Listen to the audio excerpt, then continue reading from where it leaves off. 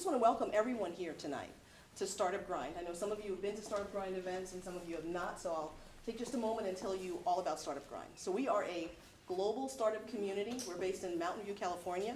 We're in 365 cities in 115 countries, and our sole design is to educate, inspire, and connect entrepreneurs. We do that through events like this one where we have fireside chats. They're taking place all over the world. We also have annual conferences. We have a global conference that takes place. One takes place in February in California. Anna was recently at that one, so she knows how powerful those events are. We've also got a second event that takes place in Europe because we've actually, at this point, most of our chapters are abroad. They're in foreign countries. So that takes place in June, and that's going to be in London. If anyone's interested, I can give you more information about that at the end of the event. So I'm excited because our guest of the evening is someone that I've known for a while. We've kind of moved in the same circles, entrepreneurship and business circles, business leadership circles. And although I knew him as Steve Lobel of the Anchor Agency, I felt that there was something else besides that going on. As usually with most of our stories, successful business people, there's usually a story behind the story. And so the more I learned about Steve and had an opportunity to speak with him, I felt like it would be wonderful to actually have him come and we could do a fireside chat and talk about. So at Startup Grind, we believe that everyone should have a standing ovation, and we believe that it should come at the start of the event. So I just ask, I know I just had you sit down, but rest on your feet with me and help me celebrate Steve Lobel from the Anchor Agency.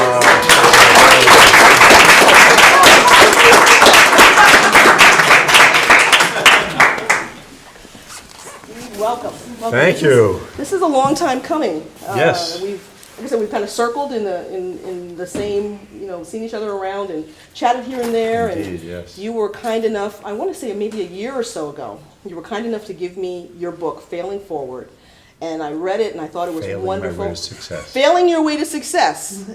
Failing Your Way to Success. It was wonderful. I didn't have the title right, but it was wonderful. I really enjoyed the book.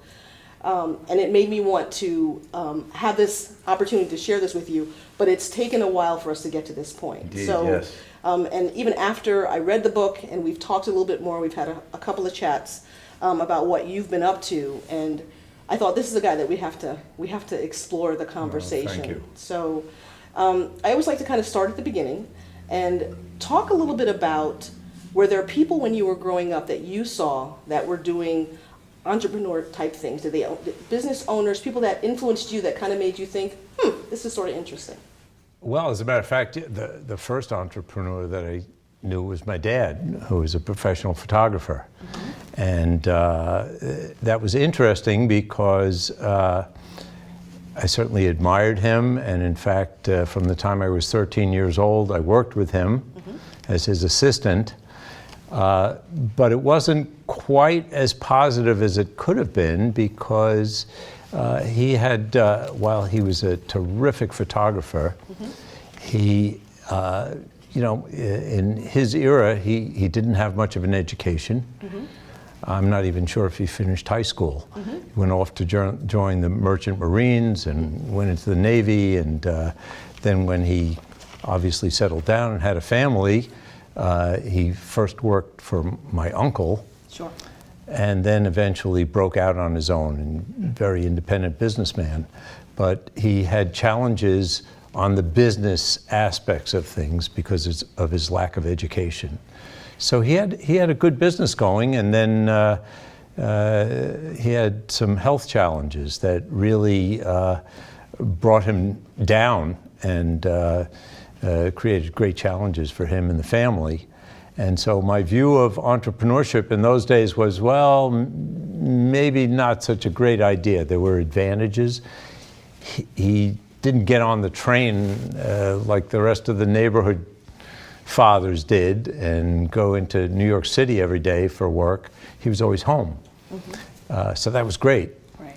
But then the business challenges and the financial challenges related to his poor health sort of put a negative cast on the idea of being an entrepreneur. So in my early days, and he wanted me to be a doctor, so I sort of early on was trying to follow that path to honor his wishes. So let's talk about that, because you have had quite a varied journey to Yes. get to the Yes. successful place that you are now. And you were a 5-time entrepreneur, in the sense of having your own businesses, and you had a variety, different types of businesses. It isn't as if they were all in the same field. No. So we'll talk about your expectation for you was to be a doctor. So talk about how that period of your life, that season went. Well, that was a big challenge because I went to school here at the University at Albany and enrolled, as a faithful son, I enrolled in all the quote-unquote pre-med courses. And very early on, I realized I had neither the competence in the sciences nor really the desire to pursue that kind of an education. I was always more creative. So what attracted me, even though he discouraged me from following a path in photography, I discovered I actually had a talent for photography. And in the late 60s, going to college was fascinating, especially for an aspiring, for me, I was an aspiring photojournalist. So I would go to all the rallies and I would record what was going on in the late 60s, the protests and so forth. And just did some, to me, very exciting photography published in the student newspapers and in our yearbook and so forth. So I really loved the whole aspect of photography, but I decided I wasn't going to pursue it as a profession. And as a consolation prize, I managed to get myself into law school. And that was an interesting trip. So that journey lasted about a year. I met my beautiful wife. We're now married 47 years. It's so beautiful. I'm just, Congratulations. and she's really the primary reason for my success, as my mentor Marvin would tell you. Yeah, we got married right after graduation. She went off to graduate school for French education, and I went off to Albany Law School. And that trip lasted about a year because I also discovered that that was just not a good fit for me. And after my first year, I got a summer job as a clerk in a camera store. And it coincidentally was a family-owned business looking to expand, and they saw me as a good part of the team. And so that led to my first career that lasted 9 years. And I worked with them. We opened 6 camera stores in the capital region. And I learned the retail business behind that. And that was a pretty good trip. What's interesting about what you say is even when you first began to go to school and you tried medical school and you tried law school, as many young people do, it's what the parents want them to do or want us to do, and so we'll try that. But when you realized that it wasn't for you, you decided then to make that change, and that is so apropos to the entrepreneurial journey, is you need to pivot. So it is. You realize that you didn't try to, sometimes we hear stories of those who kind of tough it out and continue because it's something that, is desired from, out of respect to the parents, or they just feel the prestige of the particular position, even though they may not be well suited for that particular position. So even then, you were showing that entrepreneurial spirit, although what you saw from your dad was kind of, you weren't sure, kind of you were on balance. Exactly, yes. But you did what you were expected to do. You gave it a try. That's right. But then you pivoted. And that is so important for not just entrepreneurs, but a business owner to know, this is not quite working. So you did that. And all the roads led to photography. Everything that you did, it seemed, the summer jobs led you to a place where you actually had that career where it lasted. So talk about the dynamics of working in a family business are, I would imagine, different than almost any other type of a company. So sure. Yes. Well, it was a closely held, family-run business. And I really anticipated that at some point I would sort of become part of the family and gain some equity in the company. And truth be told, looking back on it, that was, I don't believe, a reasonable expectation. Okay. And, in those days, people would have careers that would last 30 and 40 years. Absolutely. And so that was sort of my expectation at that time. I don't think I really realized that I had entrepreneurial thoughts at the time, although, as you beautifully point out, yes, that it was entrepreneurial, and I did pivot more than once. And what I also find very interesting is, I think that as a business owner across the board, whether it's a more traditional, as you say, when I entered the workforce, as you did, the expectation was you get a job and you stay there. They expect you're just there. You start and you retire. But, Yes. the landscape of business has really changed Significantly. and you pivoted. You pivoted well. But the one piece that is critical is resilience.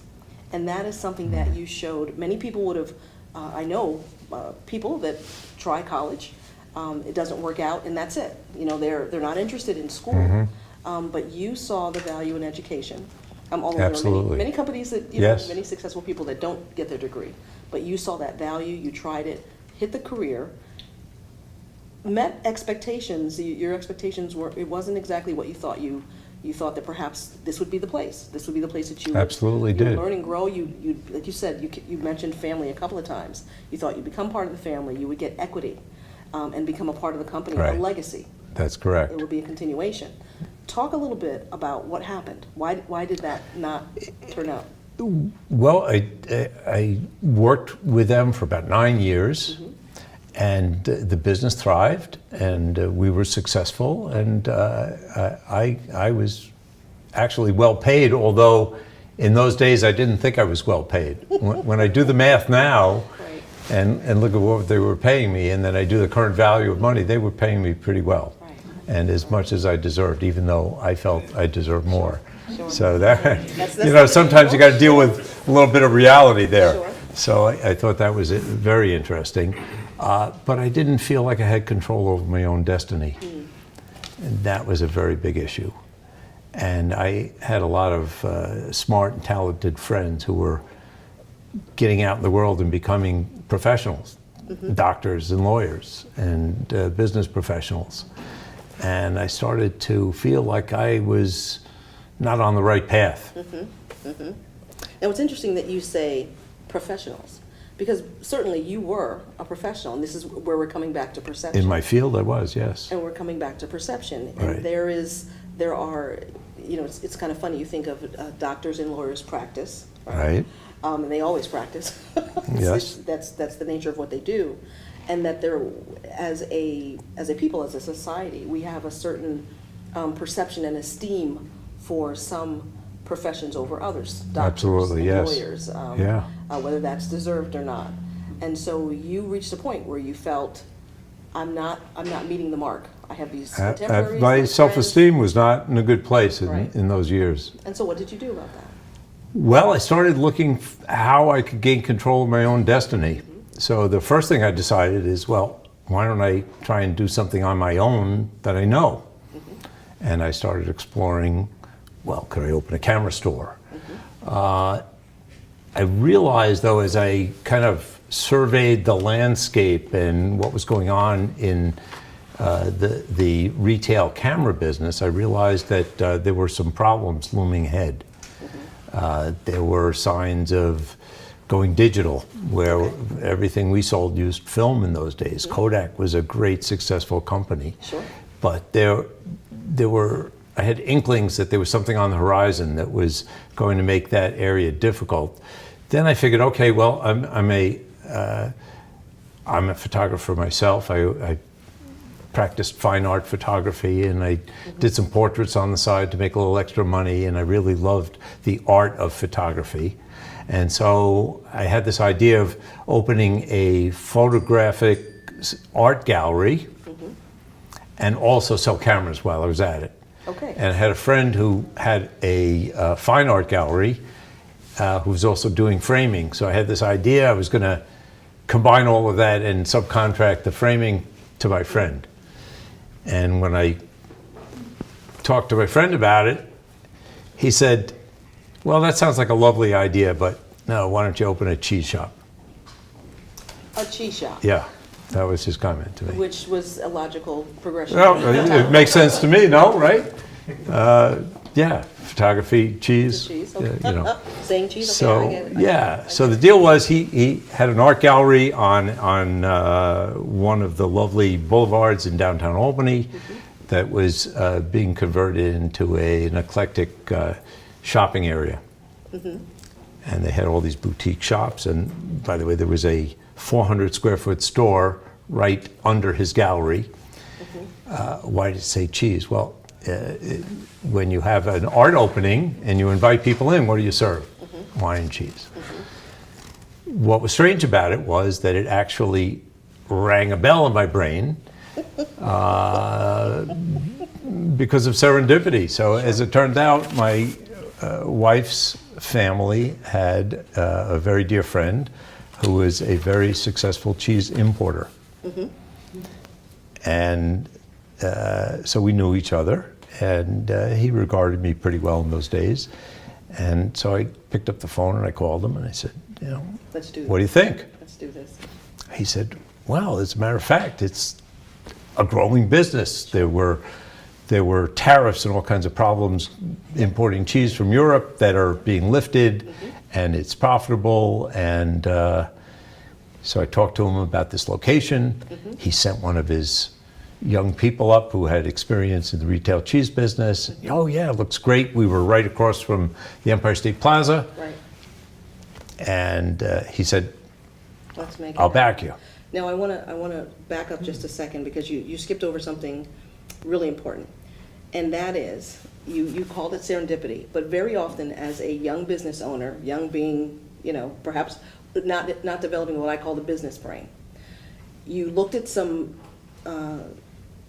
not really connected things, Yes, but you saw where there could be a line between them. It wasn't necessarily linear, correct. and you took a leap based on advice from, so I'm looking at who are you listening to? Who are you getting your advice from? Does it really make sense? Have you talked to other customers who are going to be the ones that paid, and you took a leap based on some of these things? And the reason I stopped is not obviously to pick on Steve, but because this is something that we see in terms of, you know, we hear about businesses that don't succeed. And these are some of those factors in that sounds like a great idea. That could be, let's do this. And sometimes the more people give us input, we're not necessarily looking at what's their basis, what's their background. Are they looking at it from a perspective of being able to give good advice? So, cheese importer, Right? he was ready to roll. Yeah? He sent his people, Yes. your people, to Right. come and check out the location. Right? We're across from Empire State Plaza. 10,000 people working there, Tariffs lifted, right? and what happened? Well, and the other thing, you know, I looked around Albany, there wasn't a single place in Albany selling imported cheese. Decent cheese. Not one. Okay, whereas in New York City, Sure. there were many. And they were exciting places. So I did take a trip down to New York City to kind of look around. I got the grand tour of the great cheese shops in New York City. And what appealed to me was the fact that it looked like a niche market. Nobody else was doing it. So, you know, And sometimes when you want to do something that nobody else is doing. Absolutely. The problem was, the good part is I knew about retailing. Right. I knew how to set up a store. I Right. could manage So you a had retail part of that shop. equation. Absolutely. I didn't know the first thing about cheese or food in those days. And but what I did know is if nobody else is doing something, and you could be the first in your market, then you've got a shot. And so I figured, okay, I could always learn about cheese and the products. And of course, with the assistance of this knowledgeable person and a fairly wealthy guy, maybe I could make a go of that. The thing to remember was I wasn't going to quit my day job. Right. And that is very That was going to important. be a part-time venture. As opposed to, yes, rule number one, do not. Don't quit your day Don't job. quit your job that Right. pays you. So that was really smart of me. Right. It was. Yeah. You want to know what was stupid? What was not so, I won't say stupid, Steve. What was not so? Well, I managed to, in my youthful arrogance, you know, I got this backer, I'm going to open this little store. I told you I felt I wasn't being paid enough, Sure, even though I was. sure. I figured, okay, maybe I could apply a little pressure to these guys Oh dear. by talking up my other options, if you will. And so I did. And so just as we were about to open this new little shop, I managed to get myself fired from my day job. Now, you got to also remember, at that time we had 2 children. We had just built a new house, which I could barely afford, but we did it anyway. And we had mutually decided that one of us was going to be home raising the kids. Sure. Sure. And my wife wanted to be the one. And so I was the sole breadwinner. And now, as I'm about to go into this other part-time venture, I didn't quit my day job, but I lost it. It's no longer there. And that was a bit of a challenge. So I had to decide. I had 2 options: either go get another day job, or jump in with both feet and see if I could really make it as an entrepreneur. And so the breadwinner, Yeah, who was the cheesemonger, yeah, who is now the part-time has become the full-time, has become the absolutely, the yes. So Yeah. so you really had a lot of the elements, and I probably seem like I'm lingering here, but there's some important. You had a lot of the elements for success. You had a backer, you had a location, you had retail knowledge, you had a partner that had Absolutely. the industry knowledge. Oh, yeah. Right. Yeah, it made sense. It should, but you also had now the super pressure of where before you had the luxury of, it was a part-time gig. Right, Now- that would have been easy, Yeah. relatively So speaking. just Right. that added pressure of knowing. Talk about how things transpired. Well, first of all, you have a different view of the world at that point, because then it becomes survival. You have a family that you need to provide for and protect, and that is pretty intense pressure. I mean, I had 2 little children. I had a mortgage. I had, a wife who wanted to raise her children, at least until they were ready to go to school. And I all of that was great, but now I had to, on my own, make a living, doing my own thing, Sure. being my own boss, Sure. being responsible for every aspect of that business. Sure. That was a challenge. It was a challenge. And Yes. so talk about how that, what would have been a vocational thing that you were very interested in doing, now became a pressure-filled, this must work. Correct. And Yes. you have the cheese shop. The cheese shop is open, Yep. and what happened?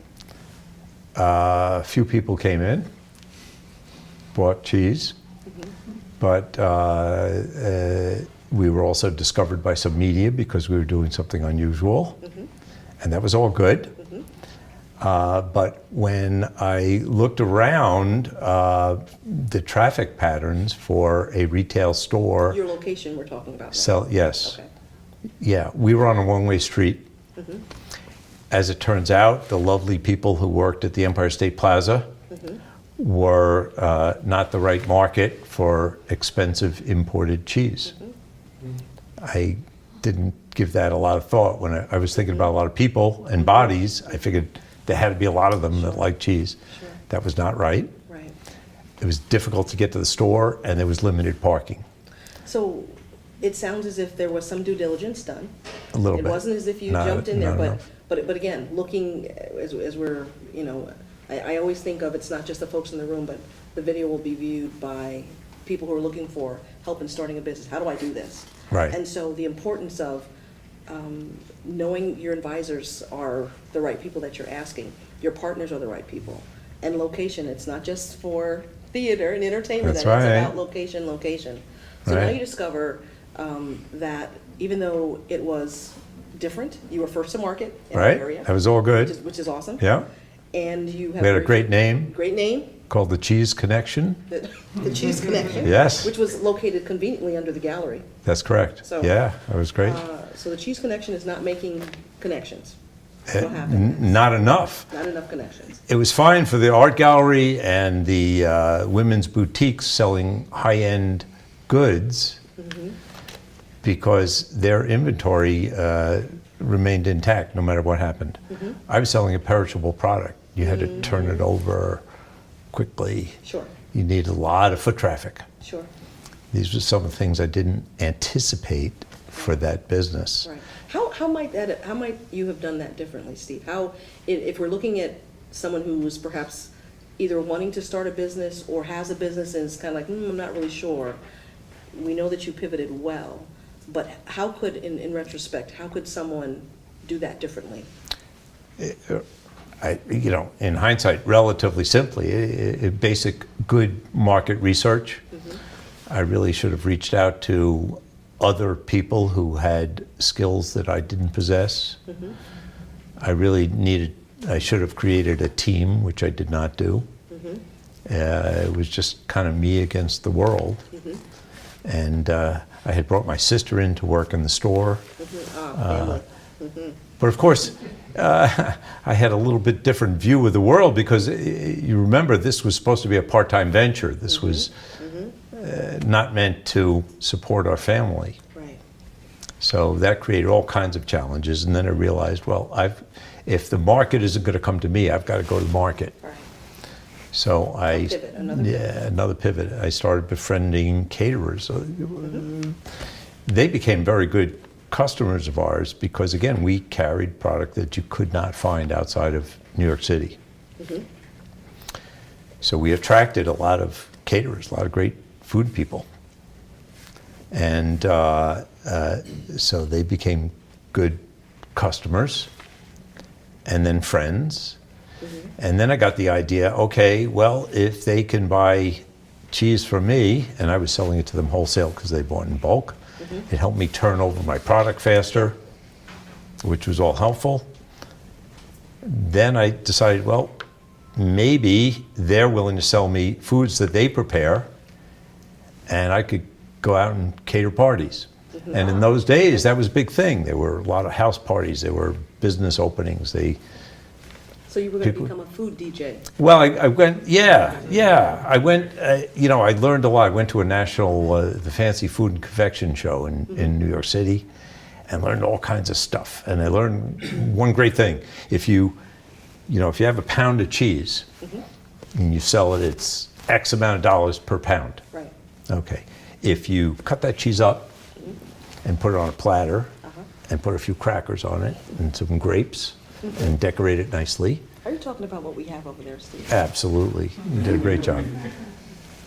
You could sell it for multiples of that cost per pound with not a lot of added labor. So now we see the beauty of market research. Yes. With the confirmation of buying customers. Correct. So Right. how did that sounds like a good thing. It was The good. catering. Yeah. So is this business 5 at this point? We're on 4, as we're talking about 3. 3, I guess. Yeah. Depends on how you count it. So you've pivoted.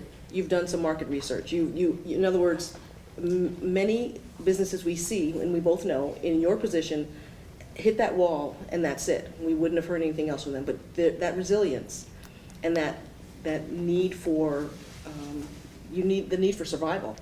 Absolutely. Caused you to be, survival can cause you, desperation and survival can cause you to become very inventive. It really gets your attention. And it gets your attention. And keeps it. You began to make those partnerships that you've done so well and so Exactly. elegantly. Exactly. And so you've learned that much becomes, little can become much.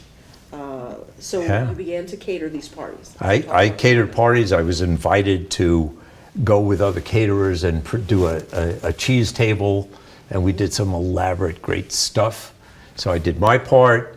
Everybody looked good. I was selling a lot more product. It was easier to get my product out than get people to come to this little store. And then I was also buying prepared foods because people would ask, well, what else do you have besides cheese? Right. Okay. So that's from my catering friends. I bought hors d'oeuvres ready to go and food platters. And I would load up my little station wagon at the end of the workday, and we'd close the store, and then I'd go be a caterer. Okay. But I was the caterer, the server, the dishwasher. I was doing all those jobs. A typical entrepreneur. But wearing many we hats. were starting to make a little money. Yeah. It didn't solve the location problem, though. And that's where luck intervened again. Okay. And a scout for a beautiful shopping center in Uptown Albany, was actually looking for my friend that had the art gallery, who was more established than I was. He didn't want to move. He was doing well where he was. So he sent them down to see me. And as it happened, the name of this shopping center was Stuyvesant Plaza. And the owner was, actually the gentleman who built it, Lou Swire, great man, had turned over management to his son Ed. His son Ed, once he saw my store, liked it very much and had changes. And he was doing a pivot with this 50s style strip mall, turning it into a boutique center. He liked what we were doing, and he was encouraging and supportive. Now, as life goes, I had spent 2 years running a camera store in that very plaza. So I knew all the merchants. And in fact, that was my ideal first choice location. I just didn't think I could afford it. Okay. And with his assistance and generosity, he enabled me to, literally a year after we opened the first store, open a new store in his plaza. So a year after the store that was not the best location. Right. And you took that not best location, took your show on the road, made some great partnerships. Yeah. Took your cheese. Yes. Began to have some other prepared food. Literally took that show on the road. I did. And then you said that if the business didn't go to you, come to you, you were going to go to it. That's and then correct. the business came to you, an opportunity came to you. Yes. And gave you a chance to move. It did. to Well, where- that was the ideal location. Right. Plenty of parking, extended hours, Right, great chops. right. And so he invested in me. So he invested, okay, so the Stuyvesant Plaza owner. Yes. Invested in you. He did. And your opening of your store, at that point, was it just Lobel still, or? It was called the Cheese Transition. Connection. Still the Cheese Connection. in We Stuyvesant had Plaza. built a little bit of brand identity, but we changed it up a little bit. I basically decided to take another risk. Originally, I was just going to do a bigger, better cheese shop. But as I was getting into this catering business, and with the encouragement of some really good friends who were great caterers and chefs, I decided that let's build a kitchen and go into the prepared food business. So this is 1981, a time when the whole landscape of our population was changing. More and more women were going back to the workplace. So now you had two-income families. No one was home cooking for the kids. The traditional family was changing. And I decided that people might want more than frozen dinners to serve their families. And so we were doing, and in truth, the market research I did was in the big cities where this was already happening. So I took a lesson from that. We hired a chef, we built a kitchen, and we were now in the prepared food business as well as the cheese business. And so you can walk into our store on any given day and buy healthy, beautifully prepared meals from scratch. We made our own soup stocks. We did everything the way it should be done, the way you would do it in your home. Right. And that changed everything. So it sounds wonderful. You found a location. That was you've great. got backing. Yeah. You've got a kitchen. Now you've got, again, that niche market that you were looking for. Correct. So what next? What next? Well, the challenges, and we probably don't have enough time to go into all the details, That but could be another. yeah, no, the Like big you challenge wanna was talk about your second I one. was really good at the marketing and the merchandising. Okay. I was not so good at the business end of things. I didn't understand finance. I didn't understand how money worked, how overhead worked. We had to hire more and more staff. So before I knew it, we were hemorrhaging money. We were selling a lot of product, but our expenses were outrunning our sales. And I was not particularly good at getting my act together financially. And while we were very successful in terms of the media and foot traffic and cash coming in, But the I wasn't good. underlying No, foundation. well, the fundamentals of managing a profitable business, I didn't quite have a grasp on. Okay, okay. So the outcome of that turned out to be not so great. Not so great, almost brought me down. IRS almost padlocked the doors because I wasn't paying them withholding taxes. I did all kinds of great, Sure. I made every mistake you can make in the Right. book, but I found a really friendly and wonderful banker who had supported me along the way. And he said, listen, I will help you. Now, my first business loan, the prime rate of interest in 1981 was 21%. Think about that. Wow. So think about trying to run a business with huge debt service like that. I mean, it's on top of everything, it's impossible. Sure. So that added to my challenges. Sure, sure.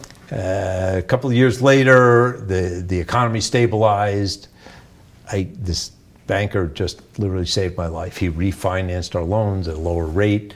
The only caveat was, he said, you've got to get a computer Yeah. and learn how to manage your Upgrade, business. upgrade, sure. And I took it to heart. And I had a friend who knew Lotus 123, the first spreadsheet. You know, had a computer with two floppy disks. You know, one had the program, one had the right. You know that stuff. You can all relate to this. Absolutely, absolutely. Yeah, definitely. Days, yeah. So I spent a year dividing up my store into profit centers, and I knew profit margins on everything, and I fixed it. And I turned it around. By 1987, we were doing $1 million in sales, and I was a happier camper. Happy. Indeed. Yeah. Indeed, a happier, And, healthier, wealthier. Yeah, but the camper. best thing I did was I dragged my poor wife into the business Okay, because she's a much better manager than me. okay, okay. I'm the creative type. I'm mercurial, Sure, you know, emotional, and drove people But crazy. you, which is wonderful, but you absolutely It need someone does- in your it business. did- You've got to yeah. have someone that can take care of So that. she is really responsible for whipping the staff into shape and managing the, you know, she's even keel and Sure. tough, Sure, but fair. sure. And we developed a great business, catering outside, people coming in. And we were doing great. And then we were discovered by a guy, another entrepreneur named Cowan, who had just sold a business that he had built from nothing, and he wanted to do what I was doing. And would now be- we now shared be the some same accountant who partnerships. introduced us, and I didn't really want to do it in the beginning. And then he made me an offer I couldn't turn down, significant amount of money to build. By this time I was out of space. I Okay. had 2,000 square feet, we were out of space. I couldn't do any more, and I had ambition. And there was an old Grand Union left in the plaza that was leaving, and it looked like a great big space, and I wanted it. And I went to my landlord. I said, you know, I want to rent that. And he threw me out of his office. He says, you know, what's wrong with you? Right. You know, Now, he why did he throw supported you out? me. Because he didn't feel like you could afford it, or it was too much for you, or? Yeah, all of that. All of those yeah. No, it took me all these years to finally start turning a profit. Sure. And because no sooner was I Sure, liquid and had profits that I wanted to go into debt again. I mean, you know, think about that. That Right. doesn't, but that's, and, I was ambitious. Well, it threw me out. And then Cowan came along with a big checkbook now you had and that wanted to financial do it. And he basically said, what do you want? yeah. And I told him ridiculous numbers, and he agreed to everything. Now, you were selling at this point, or you were coming together as a partnership? We were coming together as a partnership, but in order to make it happen, I had to give up a big chunk of my Of your- business. Okay, okay. But, you know, So this is where we talk a bit about partnerships and yes. and how the importance of knowing your partnership. Oh, my goodness, yes. That all money is not good money. All money is All not money's good money, no. And so I'm looking at the time, and a couple things I want to do. I definitely want to talk about the humanitarian side. Yeah. I want to give the audience a chance to chat about. So let's jump.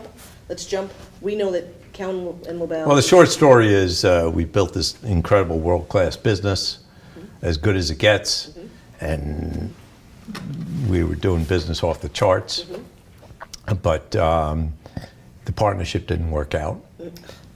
And within 2.5 years of building this magnificent facility, I got thrown out of my own business, basically. Because of the way that the deal had been structured. Missed expectations, yeah. You know, faults on both sides. I don't blame one person, I blame myself. And so we just briefly, the importance of really knowing when you partnership and big money can sound good. Oh yeah, no, it was incredible. But it's really important to understand that person that you're jumping into bed with. I made a deal with the devil. I knew it. I thought I could fix it, and I couldn't. I couldn't manage it. Okay. And yeah, I got thrown out of my own business. Okay.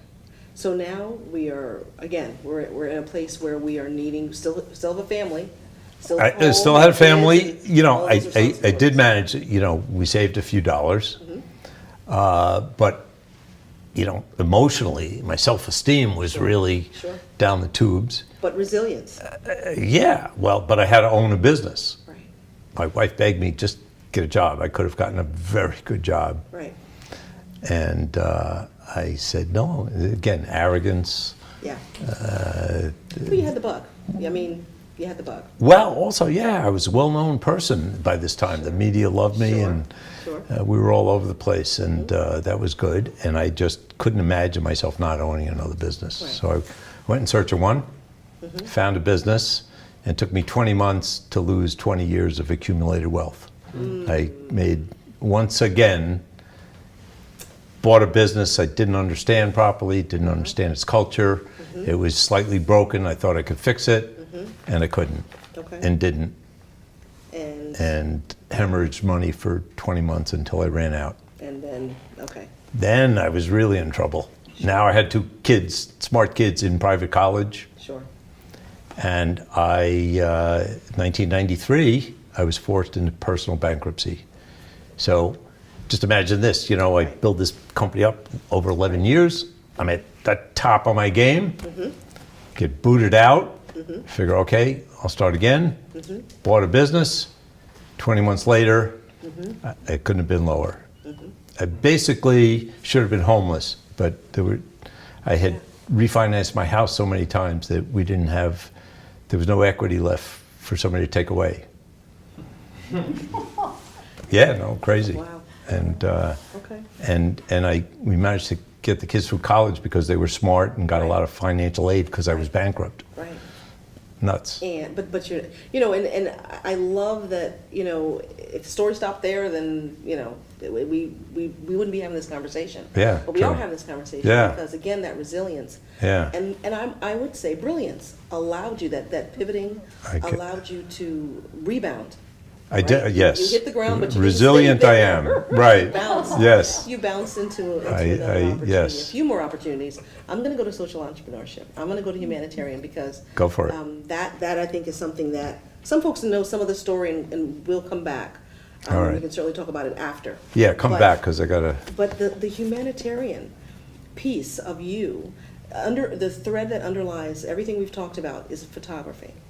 And you have, in addition to it being just a vocation and obviously a love, yes, that it's something you're very knowledgeable about this, but you have had an opportunity to really take your camera and capture. You've got some beautiful images in the background, but you've had an opportunity to impact lives with this thing that you love to do. So start with, well, it's always been a passion, and I've always loved people and portraiture and the human image, and so, but I decided I wasn't going to do that for a living, so I did it as a hobby. And when I did fine art photography, I would donate it to auctions, and I never wanted to deal with the money around the photography because I wanted to own it. Yes. You know, I wanted to be just what I wanted to do, nobody else telling me what to do. And so that's what I did. I pursued that, and through that, and I also have to add that I learned to be philanthropic early on and to be a good corporate citizen. I learned from people like my mentor Marvin Friedman, who's here. Right. And these were important lessons, and you know, I really owe my success in life to my wife and to great mentors like Marvin, who really taught me much more than business. It's how to be a good corporate citizen, how to be part of a community. Right.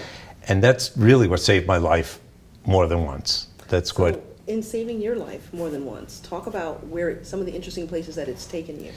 Well, where it's taken me to the third world, where I really had my eyes opened just through a philanthropic, a cousin of mine who's a retired oncologist and a world traveling humanitarian. We learned about the people on the Atlantic coast of Nicaragua who were so impoverished that they could not, they didn't have money to buy eyeglasses. And even if they could find the money to buy eyeglasses, there was no place to buy eyeglasses. Sure. So we created humanitarian missions with students from Williams College and New England School of Optometry, and traveled to Bluefield, Nicaragua, and set up an eye clinic where we distributed reading glasses.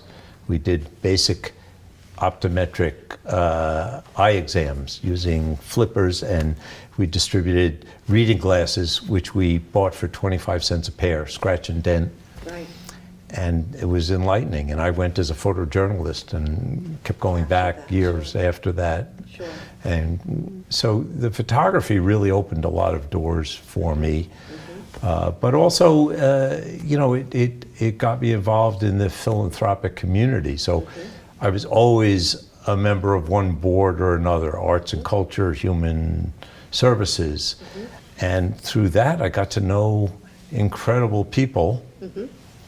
And so every time I fell down, there was some great person around that lifted me up a little bit and gave me another opportunity. And that, I think that's really powerful. I would say, without question, all of the interviews that I have done, I've had the opportunity to speak with business leaders.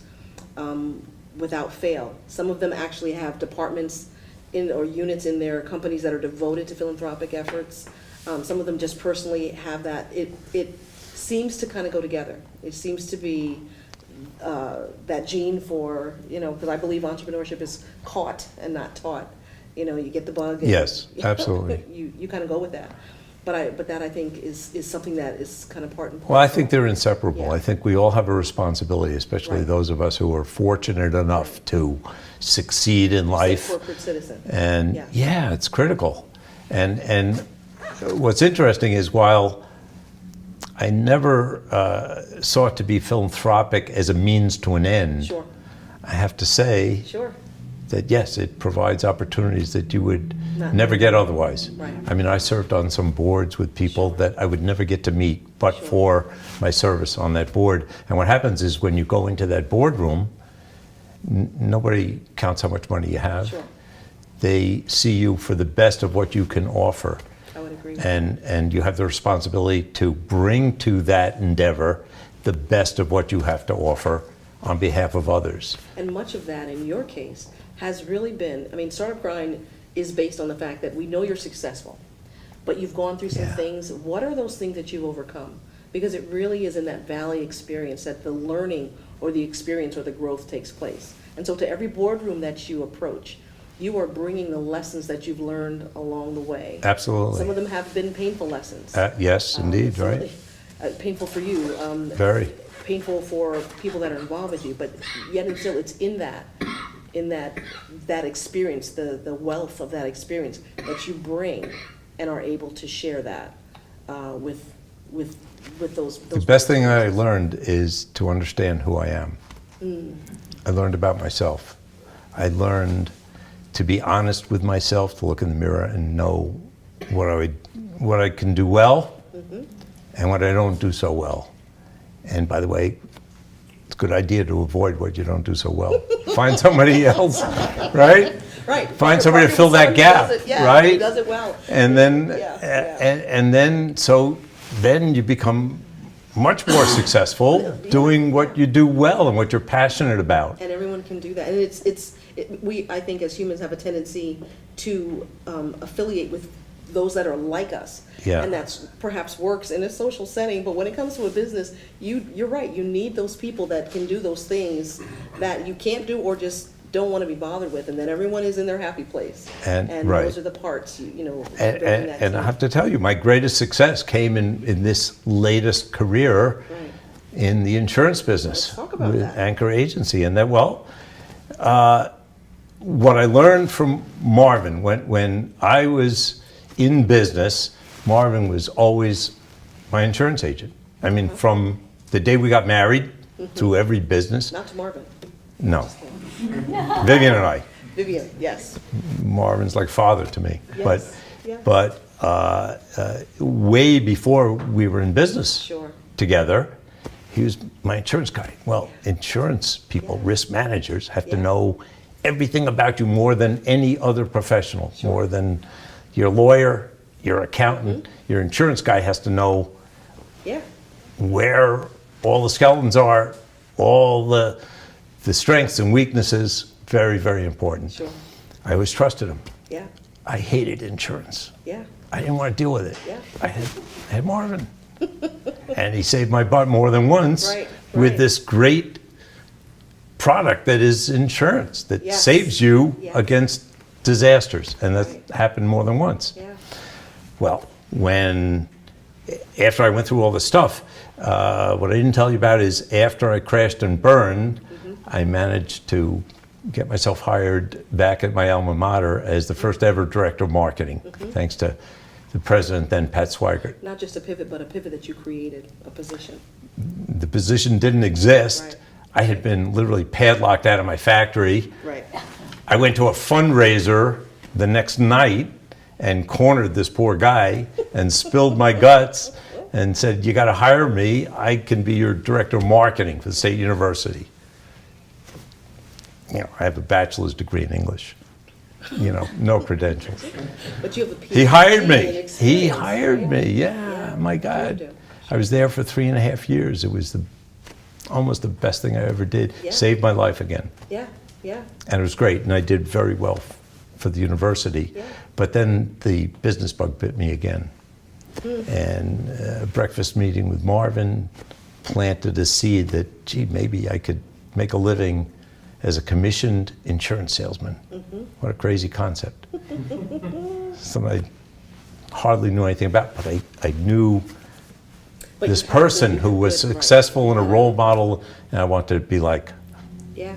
And I said, okay, well, first I had to get permission from Vivian, my wife, who knew and admired Marvin, and they spent a day talking about me, and she came home and said, okay, you can do it. So we shook hands. Yeah. I gave the university 6 months notice. I made a lot of money for them. Yeah. I left on very good terms. Yeah. And then 21 years ago, joined Marvin's agency to see if I could make a living selling insurance. Not so easy. But you took a lot of years and a lot of support. What helped me succeed is I decided to find people who were like me when I was younger. So you picked a target audience. I picked a target, young entrepreneurs, men and women who were starting businesses, who nobody else would talk to. Right. And I discovered through my experience at the university, the emerging technology sector, when nobody else was looking at it. Yeah. And I went to all their events, their beer parties, the Fiesta, the Tech Connects. And I kept going. Now, what was interesting here, I'll tell you a quick story. When I first started going and networking, I had my little business cards, and I went to a networking event and introduced myself to somebody, and I said, "Who's doing your insurance?" it turns off a lot of people. Networking 101. We're going to do a session on networking 101. Networking 101. They ran the other way. Yeah. Nobody wanted to talk to me. Yeah. You know, God. Yeah. But around that time, I was traveling to Nicaragua, Mm-hmm. doing my socially conscious photojournalism. And I was making films about my adventures, and I was doing interesting stuff. And all of a sudden, I started going networking. I didn't talk about insurance. Sure. You know, I said, well, what do you do? Well, I just came back from Nicaragua. I found the indigenous Mosquito Indians, and they're impoverished, and this is what we did. And I published photographs, and Paul Grondel wrote a beautiful story about me in the newspaper. And all of a sudden, I had something interesting to talk about. Well, the insurance business, like many businesses, is a relationship business. Absolutely it is. You've got to trust people. I don't sell anything that a million other people can't sell. Right, but what differentiates you? Mm-hmm. But there's only one me, Absolutely, there is. okay? And there's only one me who is philanthropic, who gives back to the community, who's reasonably talented photographer, and I And a wood suddenly, and a woodworker, yeah, wood turner, and I suddenly became interesting.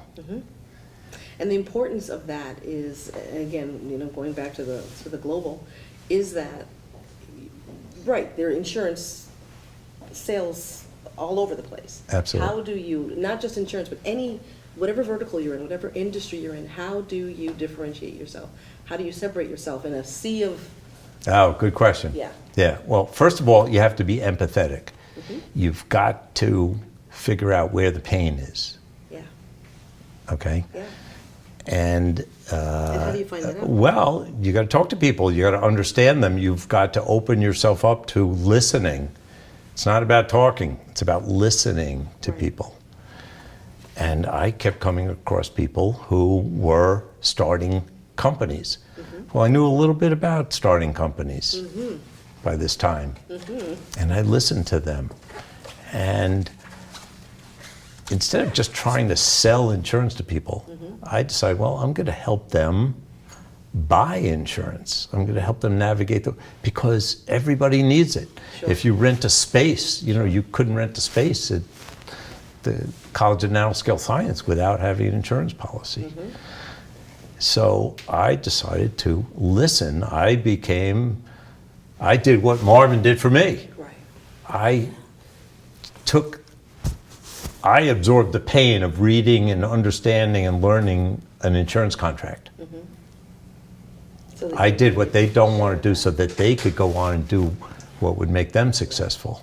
So then you become the expert. It was critically important. You have to have it. Right. And then, by the way, it was so exciting because I got to learn all their technologies. I learned about quantum dots and nanotechnology and you name it. I went to all the educational seminars and I became part of that community, Right. and they embraced me then Sure. because I gave back. I provided a real service. I helped some of them buy furniture. I helped in other ways, not just providing what I'm selling, what makes me money. Right. I became a resource. And the more I became a resource to people, the more they referred other people to Right. me and, oh, talk to Lobel, he'll help you out. And along the way, we sold a few insurance policies. As well. Yeah. Because So- as you said, being yourself, being empathetic, Yeah. listening. Yeah. You know, really letting that Yeah. be the biggest piece of it all. Really speaks to not just the insurance business, but Well, pretty it was much any business. It was a great kick. That's why we're here. And what happened is, I picked some winners in people. I always bet on people, you know, not businesses, because Sure. some people will fail at one business and then they'll pivot and then they'll be so. The quick story is the best example right now at the moment is my first tech client was Frank Poor, who founded a company called Commerce Hub Yeah. just about 20 years ago. And it was just Frank and his partner, Rich Jones, and an idea. and nothing serious. Their company just sold for $1.1 billion. 1.1, that was billion with a B. Billion with a B. It's good stuff. Not too shabby. That's good stuff. I just want to take a couple minutes and see, does anyone have any questions that you would like to ask Steve? And then if we can take a few questions and answers if anyone has any questions. And then we can stop taping and go and you can talk in the back and share Oh, I'd love to. more about Yeah. your wood Yeah, turning my wood and your- turning. We didn't talk and your- about that yet. in your Yeah. photograph. So I always like to leave an opportunity for folks to ask questions. I wanted to know why you didn't choose to do professional photography. Like if that seems to be like your super passion. Yeah, you that's choose a to just focus on that and become. excellent question. I was afraid. I may not be good enough. And I was so passionate about photography that I wanted to keep it for myself. I didn't want anybody telling me what to do with it. You know, it had to be mine. I had to own the whole thing. And to this day, I'm actually, you know, for a while I said, oh, I should have done it. I have very close friends who I went to college with who are very successful professional photographers. But even the best of them work for clients who call the shots. I didn't want anybody calling the shots on my photography. And so it had to be purely mine. I needed to own it completely. So that was primarily the reason. Steve, how did you manage the family work balance, especially when you had so many, I would say, more downfalls than up and back? Yeah, in your it career? was challenging. Well, you know, we always had a strong relationship, my wife and I, although she had good reason to bolt on me. She didn't, she stayed loyal. We both had the same values about our children. You know, if I had things to do over, I would have spent a lot more time with them. I have 5 grandchildren. I'm a much better grandfather than I was a father, but I always gave them good values. You know, I was always honest with them. Even when I was crashing and burning, I'll never forget, we're padlocked out of this factory, essentially. I had to come home and tell my family. And I remember talking to my son about it. I said, somewhere, and I told him how much I had really screwed up. And I used different language than that. And I was honest with him. But when I finished telling him that I bet the farm and lost it, and I was trying to be reassuring, even though at the time I couldn't be, because I didn't know what was going to happen. I said one thing to him. I said, you know, Josh, this is really a disaster, but I would rather have tried and failed than not have tried. I had to keep something positive, and I still feel that, you know. Yeah, it wasn't pleasant, but I survived it, and that's why I wrote this book, Failing My Way to Success. You know, I talk about my failures because I don't believe there were too many lessons in my successes. The lessons were my failures, you know. And now I really pride myself. I love being a mentor to as many people as I can assist. And I try and tell them the truth. You know, a lot of the stories that are told of these great successful people that have lost tens of millions of dollars, but of course they still got, you know, tens of millions. And so they reinvent themselves, but I was penniless. I was underwater for $250,000. I did not have anything left to my name. And I was 50 years old. I started all over again. So, but we managed. Now I'm an angel investor. I mean, my mind is blown that I could become an angel investor after all the nonsense I went through. But here we are. And that's why I do this stuff. I mean, I don't have to do this anymore, but I think it's an important message to give to people. And we're growing this great entrepreneurial community here in the capital region, and we need more people to get on board with this, and we need to support more people. That's what's missing in the equation of our economy here. So I'm trying to encourage others, and I've been through the ringer, but here we are, you know, it's all good. And back. And of course, the piece of, that we're actually in the Pioneer Bank building. Yes, The oh yeah, wonderful that was connection- great. The wonderful connection. Yeah, with so, Pioneer Bank. you know, Marvin founded this company in 1960, grew it into a great, well-known, well-respected company. And along comes Tom Amell and Pioneer Bank, and they have this incredible vision of expanding the offerings of what was a community bank, now a regional commercial bank with this great building. And as it turned out, we have very, very close, similar corporate philosophies, corporate cultures about truly being in the community. We're a community bank, we serve the community. So this building was built around that concept. We bring people together here, and it's open to our community. And it turned out to be a good fit. So 2 years ago, thanks to Marvin's good work and Tom, we were acquired by Pioneer Bank, and now we're part of this great Wonderful organization. powerhouse of a company, Yeah. and looking to grow into the future and just expand on what we've done in the past. Awesome. Yeah, Very awesome. cool stuff. So we're going to segue here. We're going to stop the taping, but we can certainly continue. We've got the space for a while, and I certainly want to give Samantha an opportunity to share. Yes. I want to thank you for sharing, because you really, and every time I've had an opportunity to speak with you, you are very authentic and you're transparent. And sometimes we don't see that. Sometimes, like, you hear the great stuff. Sometimes It's easier folks that are way. I can't Yeah. remember all the lines.